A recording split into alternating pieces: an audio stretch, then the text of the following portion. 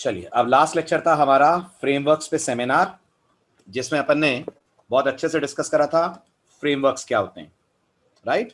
ये भी डिस्कस करा था जावा के जो दो पॉपुलर फ्रेमवर्क्स हैं उनमें से हम इस कोर्स में सबसे पहले स्टार्ट कर रहे हैं हाइबरनेट। तो अगर आपने लास्ट लेक्चर मिस भी कर दिया है तो जो जरूरी बातें लास्ट लेक्चर की थी वो सारी मैं आज के लेक्चर में कवर करूंगा।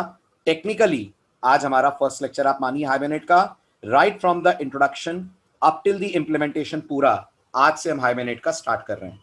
और काफी डिटेल, काफी डेप्थ में हाइबरनेट क्या है, इसके क्या फीचर्स हैं, एंड मोस्ट इंपॉर्टेंटली ये बनाया ही क्यों गया, क्या रीजन था कि हाइबरनेट मार्केट में आया, ये पॉइंट्स हमें सारे के सारे डिस्कस करने हैं। तो एज यूजुअल सबसे पहले आपको एजेंडा बता दूं। We'll start the session by recalling what is Hibernate.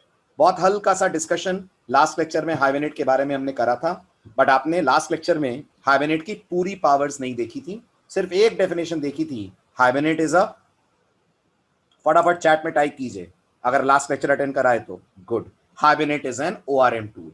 अब ORM होने के अलावा और क्या क्या हाइबरनेट देता है ये इनसाइट आपको आज मिलेगी, बट उससे पहले हम बात करेंगे हल्का सा, हाइबरनेट JDBC की प्रॉब्लम्स को सॉल्व करता है।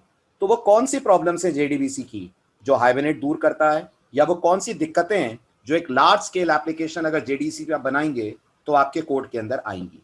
देन विल डिस्कस ORM अपने आप में क्या होता है, फुल फॉर्म पढ़ लिया, हल्का सा आइडिया ले लिया, इन डेप्थ एनालिसिस इसका करेंगे।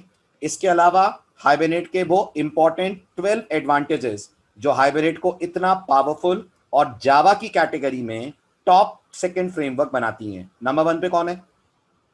नंबर 1 पे स्प्रिंग, नंबर 2 पे आपको मिलता है हाइबरनेट। तो हाइबरनेट इतने सारों के बीच में नंबर 2 पे कैसे है, वो क्या ऐसा एक्स्ट्रा फीचर दे रहा है अपन को जो उसको एक एडवांटेजियस फ्रेमवर्क बनाते हैं। इसके बाद मुझे बात लास्ट लेक्चर में ही करनी थी बट टाइम ओवर हो गया तो हम कर नहीं पाए। मोस्ट इंपॉर्टेंटली 2020 में हाइबरनेट पढ़ना क्यों जरूरी है, क्या है ऐसा 2020 में या मान लीजिए आने वाले सालों में जो इन फ्रेमवर्क्स की नॉलेज पे आप कर पाएंगे।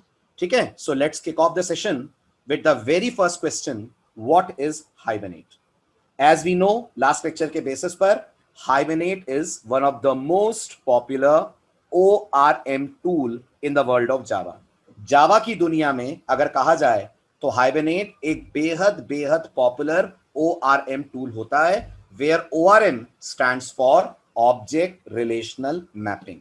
अब जरा खुल के आज बात करते हैं ये ऑब्जेक्ट रिलेशनल मैपिंग का मतलब क्या होता है।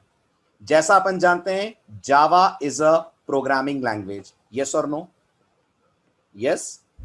ऑन दी अदर हैंड अगर आप किसी डेटाबेस से बात करते हैं तो databases are relational softwares, yes और no? Yes. Java stores data in the form of objects, relational databases store data in the form of table. Java चीजों को ऑब्जेक्ट में देखती है, एक RDBMS उन्हीं चीजों को टेबल्स में देखता है। जावा में ऑब्जेक्ट के अंदर डेटा मेंबर्स होते हैं जावा में ऑब्जेक्ट के अंदर डेटा मेंबर्स होते हैं। RDBMS में आप याद करिए टेबल के अंदर कॉलम्स होते हैं। जावा में ऑब्जेक्ट की वैल्यूज अपने आप में एक इंस्टेंस बनती हैं, ऑब्जेक्ट की वैल्यूज अपने आप में एक इंस्टेंस बनती हैं। और डेटाबेस की बात आप करें तो वहां पर पूरी पूरी रो अपने आप में एक इंस्टेंस होती है। एक टेबल की एक रो एक रिकॉर्ड को रिप्रेजेंट करती है। तो अगर आप JDBC यूज करते हैं जिसकी मदद से आप डेटाबेस से करते हैं इंटरैक्ट, तो आपके लिए बहुत बहुत मुश्किल हो जाता है कि आप ये पर्टिकुलर डेटा टेबल में डालें। इसके लिए आपको एक एक वैल्यू को उठाकर टेबल में करना पड़ता है इंसर्ट। अगर आप चाहते हैं आपका ये प्रोसेस ऑटोमेट हो जाए, कुछ वैसा ही ऑटोमेट होता है जैसे एक ID आपके लिए जावा डेवलपमेंट ऑटोमेट कर देता है। कुछ ऐसे काम होते हैं जो ID आपको लिखे बगैर देता है, जैसे कंपाइलेशन, जैसे क्लास के अंदर मेथड्स की बॉडी जनरेट होना, इस तरीके की चीजें जैसे ID आपके लिए इजी कर देता है, बिल्कुल ऐसे एक ORM फ्रेमवर्क डेटाबेस से कनेक्ट होना, डेटाबेस से कम्युनिकेट करना, एंड मोस्ट इंपॉर्टेंटली अपने ऑब्जेक्ट्स को टेबल में डालना, टेबल के डेटा को अपने ऑब्जेक्ट में लाना आपके लिए आसान कर देता है। तो यहां कौन किससे कनेक्ट होता है, यहां कौन किससे कनेक्ट होता है समझिएगा। आपकी क्लास कनेक्ट होती है डेटाबेस की टेबल से, ट्राई टू अंडरस्टैंड। आपकी क्लास कनेक्ट होती है डेटाबेस की टेबल से। आपकी क्लास के अंदर के डेटा मेंबर कनेक्ट होते हैं टेबल के कॉलम से, और आपकी इस क्लास के ऑब्जेक्ट्स कनेक्ट हो जाते हैं टेबल की रोज से। अगर टेबल में 15 रोज हैं तो ये 15 रोज यहां आकर आपको 15 ऑब्जेक्ट्स के फॉर्म में मिलेंगी। एक एक ऑब्जेक्ट एक एक रो को रिप्रेजेंट करेगा। एक एक ऑब्जेक्ट से एक एक रो का डेटा आप स्टोर, रिट्रीव या मैनिपुलेट करेंगे। आप ऑपरेशंस करेंगे ऑब्जेक्ट पे, और हाइबरनेट या कोई भी ओआरएम फ्रेमवर्क इन ऑपरेशंस को रेप्लिकेट करेगा रोज पे, क्या लिखे बगैर, without writing any kind of SQL query. बगैर एसक्यूएल लिखे आप फुल इंटरैक्शन टेबल से कर पाएंगे, डेटाबेस से कर पाएंगे, अगर आप यूज करते हैं कोई भी दुनिया का ओआरएम फ्रेमवर्क। और आप दुनिया की किसी टेक्नोलॉजी पे चले जाएं, आप तो अभी जावा पे पढ़ रहे हैं ना, आप कभी पाइथन में आगे बढ़िए और जैंगो पढ़िए। जैंगो में भी आप नोटिस करेंगे आपको ओआरएम फ्रेमवर्क मिलता है। आप कभी डॉटनेट में आगे बढ़कर एएसपी डॉटनेट पढ़िए, वहां भी आप देखेंगे आपको ओआरएम फ्रेमवर्क मिलता है। यानी कोई प्लेन जेडीबीसी या प्लेन डेटाबेस कनेक्टिविटी करके अपनी एप्लीकेशन को आज 2020 में डेटाबेस से कनेक्ट नहीं करता। अधिकतर जगहों पर जब आप प्रोजेक्ट्स बनाते हैं तो आप चाहते हैं चीजें आपके लिए ऑटोमेट हो जाएं, सिंपल हो जाएं, और वो आपके लिए करने का काम करते हैं frameworks which are ORM frameworks. Yes, Gaurav, it means that data members in columns of table should be same. Of course, बिल्कुल, तभी तो आप मैपिंग करोगे। अगर आपकी टेबल में 3 कॉलम है तो आपकी क्लास में भी आपको 3 डेटा मेंबर रखने पड़ेंगे। हालांकि अगर आप नहीं रखोगे तो कोई दिक्कत नहीं है, कोई इशू नहीं है, लेकिन फिर वो जो डेटा मेंबर मिसिंग है उसे हैंडल आपको करना पड़ेगा। ये बात समझ रहे हैं? वो आपकी रिस्पॉन्सिबिलिटी होगी। तो हम ऐसा नहीं चाहेंगे ना, जब हमें टेबल से डेटा निकालना है, टेबल में डेटा डालना है, तो पूरा पूरा डेटा ही तो टेबल में जाएगा। आप इमेजिन करिए आप रजिस्ट्रेशन का कोड लिख रहे हैं। अब जब आप रजिस्ट्रेशन का कोड लिखेंगे तो यूजर से जो भी इनपुट्स आप लेंगे वो टेबल में डालेंगे कि नहीं डालेंगे? आप बताइए। जो भी वो देगा, user ID, password, email ID, सब तो आपको सेव करनी है। तो जब पूरा ही डेटा सेव करना है तो क्यों जबरदस्ती उसको हम 1 बाय 1 मैप करें ऑब्जेक्ट से निकालकर टेबल में? क्यों ना ऐसा करा जाए कि हम किसी को ऑब्जेक्ट दे दें, जिसको ऑब्जेक्ट दें वो पूरा ऑब्जेक्ट उठाकर टेबल में सेव कर दे। और मैं किसकी बात कर रहा हूं जिसको हम ऑब्जेक्ट देंगे? मैं किसकी बात कर रहा हूं जिसको हम ऑब्जेक्ट देंगे? ये ओआरएम फ्रेमवर्क्स। ये हमसे ऑब्जेक्ट लेंगे, उसे बैकएंड पे ले जाकर टेबल के अंदर स्टोर कर देंगे, वहां से हमारे लिए रोज लेकर आएंगे और हमें ऑब्जेक्ट बनाकर दे देंगे। राइट? तो पहली बात तो एसक्यूएल से छुटकारा मिला। बताइए, अगर हम ओआरएम फ्रेमवर्क्स यूज करते हैं तो 90% केसेस में अब एसक्यूएल आपको नहीं चाहिए, बस 10% केसेस में चाहिए, वो भी तब जब आप लेने में इंटरेस्टेड हो। वो भी एसक्यूएल नहीं लेंगे। आपको मैंने कहा था लास्ट लेक्चर में, अगर आपका मिस ना हुआ हो, हाइबरनेट एसक्यूएल करने को नहीं कहता। हाइबरनेट कहता है आप उसकी क्वेरी लैंग्वेज यूज कर लीजिए जो एसक्यूएल से ज्यादा सिंपल है, थोड़ा ऑब्जेक्ट ओरिएंटेड वे में काम करती है, एंड दैट इज कॉल्ड एचक्यूएल। तो सबसे बड़ी टेंशन जो एक जावा डेवलपर की होती है कि वो ऑब्जेक्ट ओरिएंटेड वे में डेटाबेस से बात नहीं कर पाता है, वो प्रॉब्लम सॉल्व कर देता है आपके लिए हाइबरनेट। हुआ क्लियर? हाँ, कुछ किसी भी ऑपरेशन के लिए एसक्यूएल नहीं होगी। रजत, ज्यादा से ज्यादा क्या कॉम्प्लेक्स ऑपरेशन होता है बताओ? अगर आपने एसक्यूएल पढ़ी है तो आप जॉइंट्स बोलना चाह रहे हो मेरे ख्याल से, सब क्वेरीज बोलना चाह रहे हो, कंस्ट्रेंट्स लगाना बोलना चाह रहे हो, सब कुछ हाइबरनेट आपके लिए कर देगा।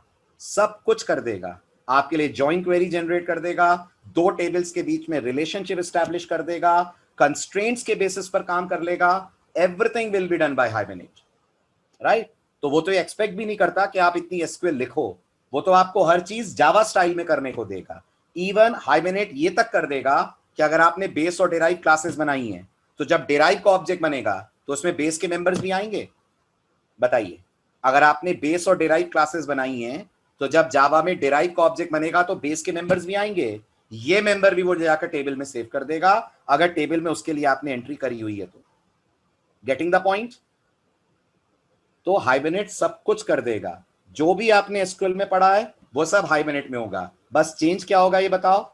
एसक्यूएल में आप एसक्यूएल स्टाइल में करोगे और यहां हर काम किस स्टाइल में होगा? ऑब्जेक्ट ओरिएंटेड मैनर में।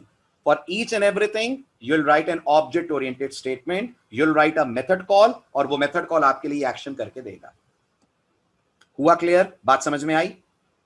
राइट? तो एवरीथिंग मतलब एवरीथिंग, देयर इज नथिंग जो हाइबरनेट के डोमेन के बाहर है और वो एसक्यूएल ही कर सकती है।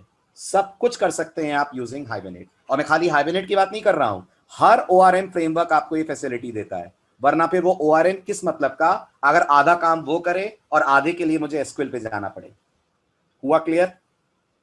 Got the point, right? और अब ये वर्ड समझ में आया, ऑब्जेक्ट रिलेशनल मैपिंग। मैपिंग का मतलब मान लीजिए कन्वर्जन, ऑब्जेक्ट का रिलेशनल में यानी टेबल्स में कन्वर्ट होना या टेबल की रोज में कन्वर्ट होना, ऑब्जेक्ट के डेटा का टेबल के कॉलम में कन्वर्ट होना, that is what is the facility given by an ORM framework, right? Hibernate के अलावा और भी हैं, जावा के ही ORM फ्रेमवर्क और भी हैं, डेफिनेटली हैं, लेकिन जितना पॉपुलर हाइबरनेट है उतना पॉपुलर और कोई नहीं है तो और भी, but the most popular ORM framework in the world of Java is Hibernate. आ रहा है समझ में? हुआ क्लियर? सो ये तो था एक प्रॉपर इंट्रोडक्शन। अब बात आती है हाइबरनेट हमारी एप्लीकेशन में काम कहां पे करता है। तो पहले ये बताइए, अगर आपने जावा में बेसिक्स अच्छे से पढ़े हैं या JEE के अंदर आपने बेसिक्स अच्छे से पढ़े हैं, तो आप मानते हैं एप्लीकेशन के मल्टीपल लेयर्स होते हैं। एक एप्लीकेशन अलग अलग लेयर्स में ब्रेक होके काम करती है अगर इंडस्ट्री के हिसाब से करा जाए। और सब जानते हैं मेनली एप्लीकेशन के अंदर 3 लेयर्स होती हैं। हर एप्लीकेशन मेनली 3 लेयर्स में डिवाइड होती है। कौन सी होती हैं 3 लेयर्स? जरा फटाफट नाम ले लीजिए।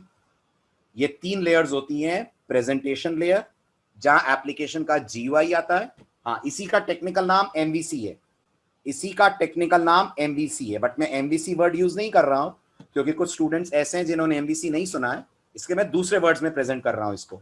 एक लेयर होती है जिसको हम कहते हैं प्रेजेंटेशन लेयर। क्या आप मुझे प्रेजेंटेशन लेयर का सिंपल मतलब बता सकते हैं? प्रेजेंटेशन लेयर का सिंपल मतलब होता है UI वाला पार्ट जो एंड यूजर को नजर आएगा। फॉर एग्जाम्पल, अगर आप फ्लिपकार्ट खोलते हैं तो जो आपको दिखता है फ्लिपकार्ट पे, button, colour, font, text boxes, table, they all are UI part. This is called presentation layer. उसके बाद सर्वर पे लिखा गया वो कोड आता है जहां से ये आउटपुट जनरेट हो रहा है, जो इस पर्टिकुलर आउटपुट को जनरेट कर रहा है, जहां पर लगाए गए आपके कोड के बिजनेस लॉजिक। बिजनेस लॉजिक समझते हैं? बिजनेस लॉजिक समझते हैं?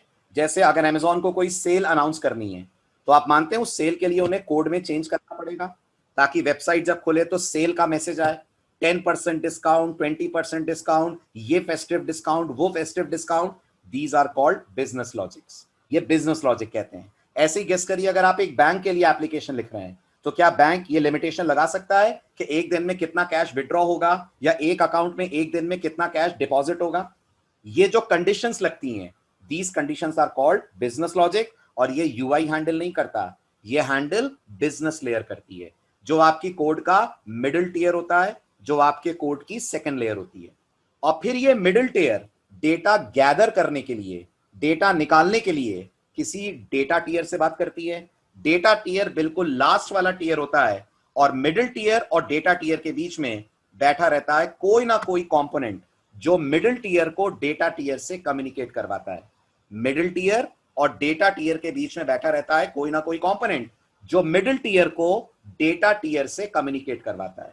अब अगर मैं मानूं आपने JEE पढ़ा है ना, पढ़ा है ना आप में से मैक्सिमम लोगों ने JEE, ठीक? तो अगर मैं बोलूं इन सबको फिल करो, जो आप पढ़ के आए उसमें कहां पे क्या चल रहा है, तो आप बोलोगे सर ये जो प्रेजेंटेशन है हम लोगों ने इसे हैंडल करा है using HTML, CSS and JavaScript. ये आपकी प्रेजेंटेशन लेयर है। ये वाली जो बिजनेस लेयर है, आपको याद होगा यहां काम करते हैं आपके सर्वलेट्स।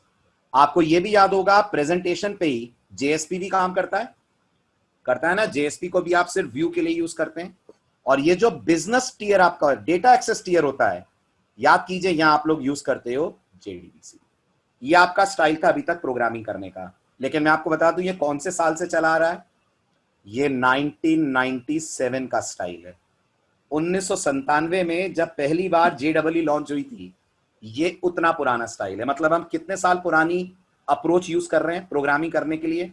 23 ईयर्स ओल्ड अप्रोच, 23 साल पुराना। इतनी तो आप में से कुछ की उम्र भी नहीं होगी जितनी पुरानी आप अप्रोच यूज कर रहे हैं, राइट? ये अप्रोच अपने आप में है जो आप यूज कर रहे हो। इसलिए इंडस्ट्री कहती है ठीक है, एज अ बिगनर बढ़िया है, आप एज अ स्टूडेंट सीखते हो बढ़िया, बट अगर आप प्रोफेशनल की तरफ जा रहे हो, अगर आप IT को एज अ प्रोफेशन ले रहे हो, तब फिर आपको वो चीजें लेनी चाहिए जो मार्केट में इनकी जगह पर आई हैं। अब अगर मैं पूछूंगा इनको किसने रिप्लेस कर दिया, HTML, CSS, JSP को किसने रिप्लेस कर दिया? तो आपका जवाब होगा सर यूआई के फ्रेमवर्क्स ने रिप्लेस कर दिया। किसने करा? 2000 के आसपास 2002 2003 जब आया था तब इस लेयर पे स्ट्रट्स लगता था, तब इस लेयर पे, हाँ आज एंगुलर लगता है, मैं थोड़ा पुराने से चल रहा हूं, तब इस लेयर पे लोग स्ट्रट्स यूज करते थे। स्ट्रट्स भी अगर आपने लास्ट लेक्चर अटेंड करा हो तो जावा का फ्रेमवर्क है। स्ट्रट्स भी अगर आपने लास्ट लेक्चर अटेंड करा हो तो जावा का फ्रेमवर्क है, राइट। ये वाली जो लेयर थी इस पे लगता है स्प्रिंग कोर, यहां स्प्रिंग कोर काम करता है, और ये वाली जो लेयर है इस लेयर पे लगाया जाता है हाइबरनेट, इस लेयर पे लगाया जाता है हाइबरनेट। बट ये मत सोचिएगा सर यही एक कॉम्बिनेशन है क्या काम करने के लिए, नहीं। आज स्ट्रट्स हट गया है, स्ट्रट्स की जगह लोग यहां पर यूज करने लगे हैं जावास्क्रिप्ट का फ्रेमवर्क एंगुलर जेएस। आपको जानकर और अच्छा लगेगा, आप चाहें तो एंगुलर जेएस भी मत यूज करिए, स्प्रिंग। देखिए आप स्प्रिंग की पॉपुलैरिटी, मैंने लास्ट लेक्चर में स्प्रिंग के बारे में कहा था, फ्रेमवर्क ऑफ फ्रेमवर्क है स्प्रिंग, फ्रेमवर्क ऑफ फ्रेमवर्क है। आप स्प्रिंग में पूरा यूआई डिजाइन कर सकते हैं, पूरा यूआई देता है स्प्रिंग, और इसका नाम होता है स्प्रिंग एमवीसी। आप इसे पढ़िए, आप पूरा एचटीएमएल सीएसएस वाला काम स्प्रिंग में कर लेंगे। नोटिस करिए मिडिल पे भी स्प्रिंग है, मिडिल पे भी स्प्रिंग आया हुआ है ऑलरेडी स्प्रिंग कोर के नाम से, और ये जो हाइबरनेट है स्प्रिंग इसको भी अपने साथ इंटीग्रेट कर लेता है। स्प्रिंग के खुद के पास भी स्प्रिंग ओआरएम नाम की एक टेक्निक मौजूद है, यानी थ्रू एंड थ्रू पूरा का पूरा प्रोजेक्ट डेवलप करा जा सकता है यूजिंग स्प्रिंग टेक्नोलॉजीज, और ये सब हमारे स्प्रिंग के कोर्स में है, ये सब हम आगे स्प्रिंग में कवर अप करेंगे। स्प्रिंग कोर भी पढ़ेंगे, स्प्रिंग एमवीसी भी आएगा, स्प्रिंग ओआरएम भी आएगा। अब आप पूछ सकते हैं कि सर अगर स्प्रिंग ओआरएम है तो फिर हम हाइबरनेट क्यों पढ़ रहे हैं? क्योंकि मैं बता दूं स्प्रिंग ओआरएम इंटरनली हाइबरनेट को ही यूज करता है। स्प्रिंग ओआरएम बिल्कुल बिल्कुल स्प्रिंग बूट स्प्रिंग कोर की जगह पर आ जाएगा, Vishti spring boot spring core की जगह पर आ जाएगा, यहां पर स्प्रिंग बूट आपको यूज होता हुआ दिखेगा। Got the point? बिल्कुल वो स्प्रिंग का अपग्रेडेशन है, बट स्टार्ट तो आपको स्प्रिंग से ही करना होगा ना। जो पहला आप कोड लिखोगे वो स्प्रिंग पे ही करना पड़ेगा आपको। और मैं बता दूं स्प्रिंग कोर के लिए सिर्फ कोर जावा की जरूरत है। अगर आपको स्प्रिंग कोर पढ़ना है आप सिर्फ कोर जावा से पढ़ सकते हो, स्प्रिंग ओआरएम पढ़ना है वो भी कोर जावा से पढ़ सकते हो, बस स्प्रिंग एमवीसी नहीं पढ़ सकते आप कोर जावा के बेस पर। क्योंकि बताइए स्प्रिंग एमवीसी किसका ऑल्टरनेट है? वो ऑल्टरनेट है एचटीएमएल सीएसएस और जेएस का, और उसके लिए आपको वेब डेवलपमेंट की नॉलेज होनी चाहिए। तो अब आप बताइए full stack development through spring, इसका मतलब समझ में आया? अगर कोई ये कहता है तो फुल स्टैक थ्रू स्प्रिंग, आपने फुल स्टैक करा है बट आपने फुल स्टैक पूरा पूरा थ्रू एंड थ्रू जावा पे नहीं करा है। फ्रंट एंड पे आप वेब टेक्नोलॉजीज पे आ गए थे, हम फ्रंट एंड पे भी यूज कर सकते हैं स्प्रिंग को, लेकिन अभी भी बैक एंड पे काम जो सबसे पॉपुलर फ्रेमवर्क करेगा वो पॉपुलर फ्रेमवर्क होगा हाइबरनेट फ्रेमवर्क। आया समझ में? तो स्प्रिंग की तरफ जाने के लिए भी हाइबरनेट पढ़ना पड़ेगा, क्योंकि जब स्प्रिंग डेटाबेस से बात करेगा तो इंटरनली वो यूज करेगा हाइबरनेट, और हाइबरनेट खुद किसे यूज करता है? जेडीबीसी को। इसलिए मैंने आपसे कहा था कि हाइबरनेट पढ़ने के लिए आपको जेडीबीसी की नॉलेज की जरूरत है, बहुत ज्यादा नहीं बट इतना कि आपने एक प्रोग्राम जेडीबीसी पे बनाया हो, आपको पता हो डेटाबेस से कनेक्ट कैसे होते हैं, डेटा रिट्रीव कैसे करते हैं और किस तरह से उसको प्रोसेस करते हैं। आया समझ? तो अपन ये कह सकते हैं इन तीनों का रिलेशन कुछ ऐसा है, ये डेटाबेस है, डेटाबेस से बात अल्टीमेटली जेडीबीसी करती है, चाहे दिख कर करे चाहे छुप कर करे, करेगी तो जेडीबीसी, जेडीबीसी से बात हाइबरनेट करता है, और हाइबरनेट से बात अगर आप चाहें तो स्प्रिंग ओआरएम से करवा सकते हैं। फिलहाल अगर मैं स्प्रिंग ओआरएम हटा देता हूं तो भी चलेगा, चलेगा, कोई दिक्कत नहीं है। I can still use Hibernate, ये मेरा जावा कोड होगा, my Java code will talk to Hibernate, Hibernate internally will talk to JDBC, JDBC internally will talk to database. और इसमें आपको हाइबरनेट का ड्रॉबैक भी दिख गया होगा, देखा? स्पीड स्लो होगी। वाई? बिकॉज लेयर्स आपकी एप्लीकेशन में बढ़ गई, लेकिन वो जो स्पीड स्लो होगी उसका आपको एक फायदा मिलेगा। हाँ, ये वाला एरिया आपका, ये एरिया आप फुल ऑब्जेक्ट ओरिएंटेड होगा, होगा ना? Full object oriented programming, inheritance, polymorphism, composition, setter getter, सब आप यहां पर यूज करो। ये वाला जो एरिया है ये फुल एसक्यूएल होगा, हाइबरनेट और जेडीबीसी के बीच में, वो आपके लिए हैंडल करेगा खुद Hibernate. So you don't have to bother. तो एक ट्रेड ऑफ है, आप क्या छोड़ रहे हैं और क्या पा रहे हैं।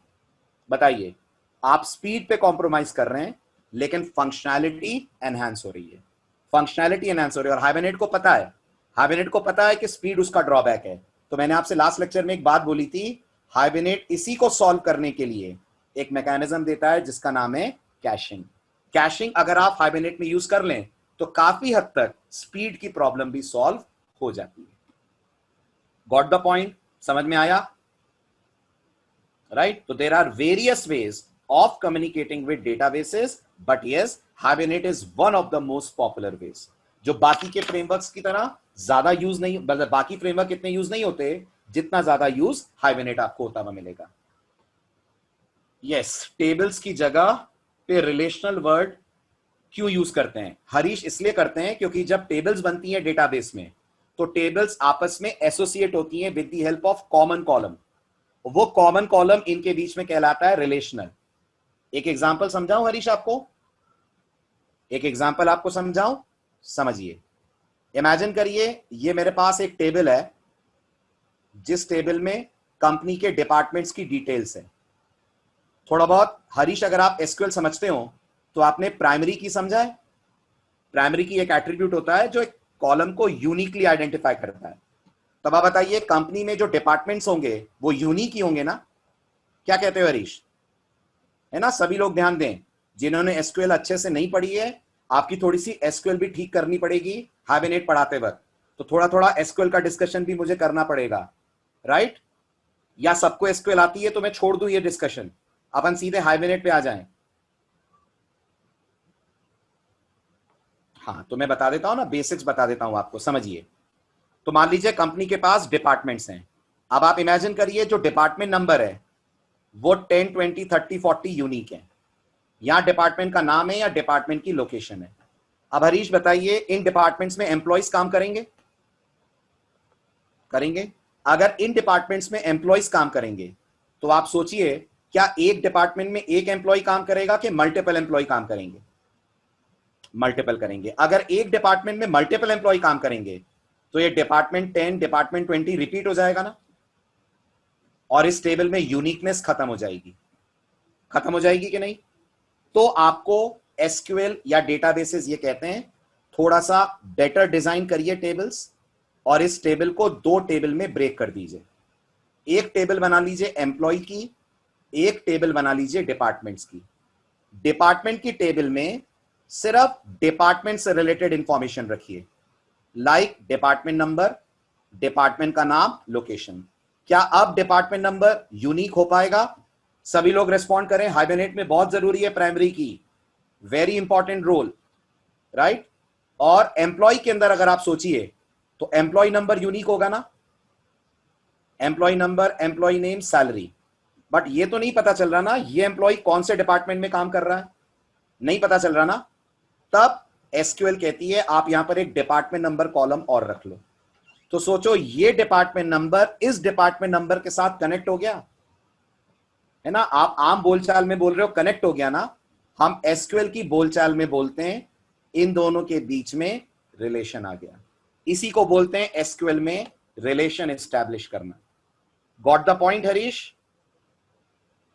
This is called relational databases. और अगर ये नहीं हो तो आप सोचो दो टेबल को कनेक्ट करना पॉसिबल ही ना है कि नहीं? ऐसे ही गेस करो हरीश, मेरे पास एक प्रोजेक्ट्स की टेबल भी है।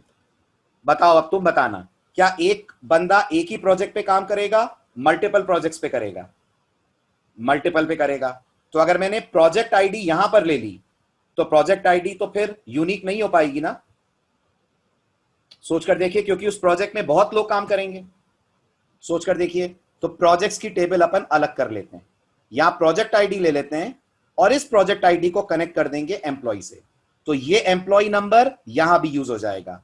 इन दोनों के बीच में भी आप एस्टैब्लिश कर लेंगे रिलेशंस। Getting the point?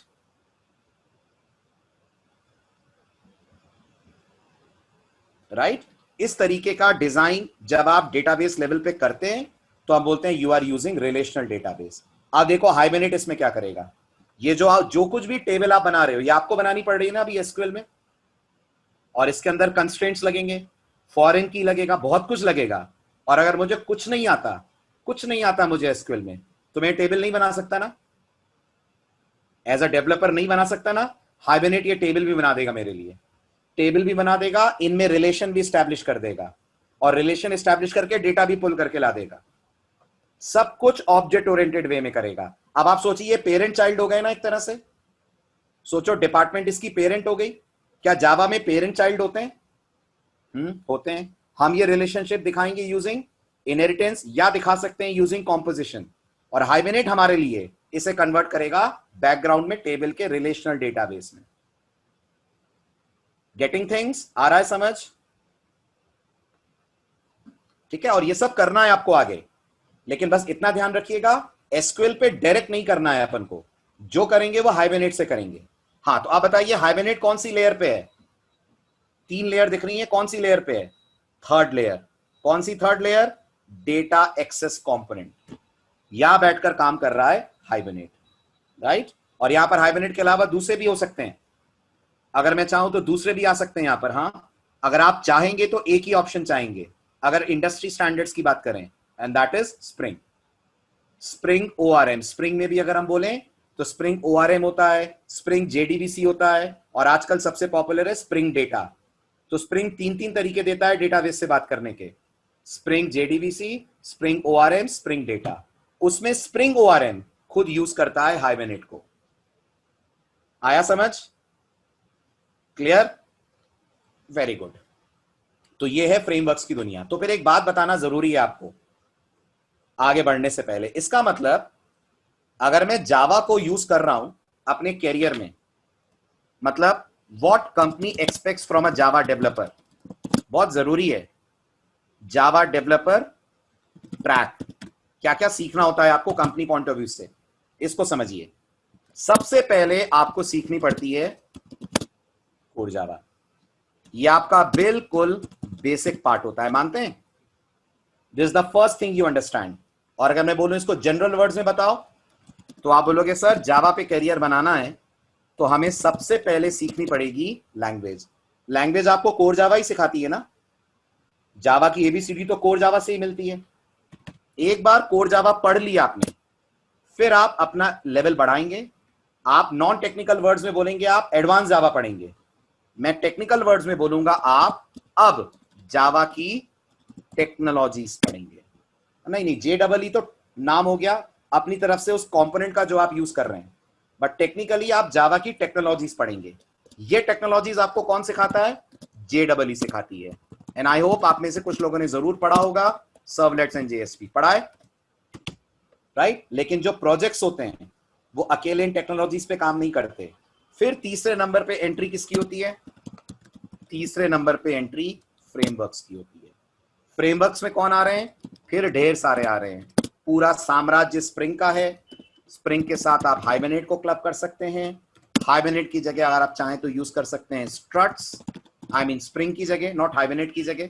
ऐसे कई सारे आपके पास ऑप्शंस होते हैं, राइट? ये ट्रैक पूरा करने के बाद आप मान लीजिए आप कहलाएंगे एक फुल फ्लेज जावा डेवलपर। वरना अगर सिर्फ ये करेंगे तो आप एक जूनियर डेवलपर पे भी नहीं जा पाएंगे, जूनियर डेवलपर भी इससे ज्यादा कहलाएगा। तो कम से कम कोर जावा और टेक्नोलॉजी जरूर करिए। ये दोनों करने के बाद अगर आप एक अच्छी कंपनी को टारगेट कर रहे हैं, कोई भी ऐसी कंपनी जो स्पेसिफिक जावा डेवलपर्स उठाती है, तो कम से कम एक फ्रेमवर्क आपके पास आना चाहिए, वो एक हाइबरनेट हो, और अगर स्प्रिंग और हाइबरनेट का कॉम्बिनेशन हो तो सोने पे कर दीजिए तो मेंशन, सोने पे सुहागा। अगर आपने हाइबरनेट के साथ स्प्रिंग का कॉम्बिनेशन कर लिया, इससे बाहर कुछ नहीं होता मार्केट में। मैक्सिमम एप्स जो आप बनाएंगे वो इनके कॉम्बिनेशन पे बनती हैं। तो आप लोग में से कुछ लोग अभी इस लेवल पे होंगे, अभी आपने सिर्फ लैंग्वेज पढ़ी होगी, टेक्नोलॉजी पढ़ना बाकी है, बट हाइबरनेट के लिए टेक्नोलॉजी की जरूरत नहीं है, आप हाइबरनेट डायरेक्ट पढ़ सकते हैं। हाँ, एक चीज जरूर आपके समझ में आ रही है, ये सब एक दूसरे पे डिपेंड कर रहे हैं ना, मानते हैं ना? जैसे अभी पढ़िए, आपने पढ़ा हाइबरनेट खुद यूज करता है JDBC को। JDBC एक टेक्नोलॉजी है जावा की जो आप यूज करते हैं, और JDBC खुद जावा यूज करती होगी, करती है। तो अल्टीमेट काम तो जावा को ही करना है। जावा की टेक्नोलॉजी JDBC है, JDBC के ऊपर पॉलिश वे में बैठा हुआ है हाइबरनेट। ऐसे ही जब आप स्प्रिंग MVC पढ़ेंगे, स्प्रिंग MVC खुद यूज करता है सर्वलेट्स और JSP को, सर्वलेट्स और जेएसपी खुद यूज करते हैं इंटरनली जावा को। आया रिलेशन समझ में? वृष्टि, जैंगो बड़े प्रोजेक्ट्स के लिए नहीं है अभी भी। अगर एंटरप्राइज लेवल की एप्लीकेशंस बनती है ना तो वो जावा पे है, बट मैं ये नहीं कह रहा हूं जैंगो कहीं से भी कम है। जो मिडिल एप्लीकेशंस बनती हैं उतनी ज्यादा बड़ी नहीं होती हैं, they can be easily developed in Django. लेकिन अगर एक बैंकिंग एप्लीकेशन बन रही है, एक सिक्योर एप्लीकेशन बन रही है, then Java is the choice. But Drishti, ये कहना भी गलत होगा, जब तक प्रोजेक्ट नहीं देखा जाता ना तब तक टेक्नोलॉजी डिसाइड नहीं कर सकते। आप सोचो, अगर आप ऐसे सोचें तो फिर तो जावास्क्रिप्ट का मार्केट ही खत्म। जो छोटे प्रोजेक्ट है वो जैंगो करेगा, जो बड़े प्रोजेक्ट है वो जावा करेगी, तो जावास्क्रिप्ट कहां लगेगी? इसलिए इससे मैटर नहीं करता आप क्या सीख रहे हो, मैटर करता है आपको कॉन्सेप्ट आना चाहिए, आपको एक ओआरएम फ्रेमवर्क आना चाहिए। अब कल को अगर आप जिस कंपनी में गए उसने अपना प्रोजेक्ट जैंगो पे उठाया तो आप कॉन्फिडेंस के साथ उस प्रोजेक्ट में जा सकते हो, क्योंकि आपको हाइबरनेट ओआरएम आता है, वैसा ही जैंगो ओआरएम होगा। Getting the point?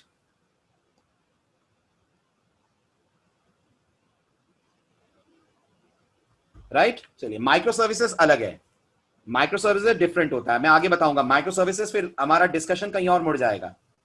जब हम वेब सर्विसेज पढ़ेंगे ना तब माइक्रो सर्विसेज की बात करेंगे, ठीक है? वो इससे बाहर की चीज है, मतलब वो स्प्रिंग के बात करते हैं आप।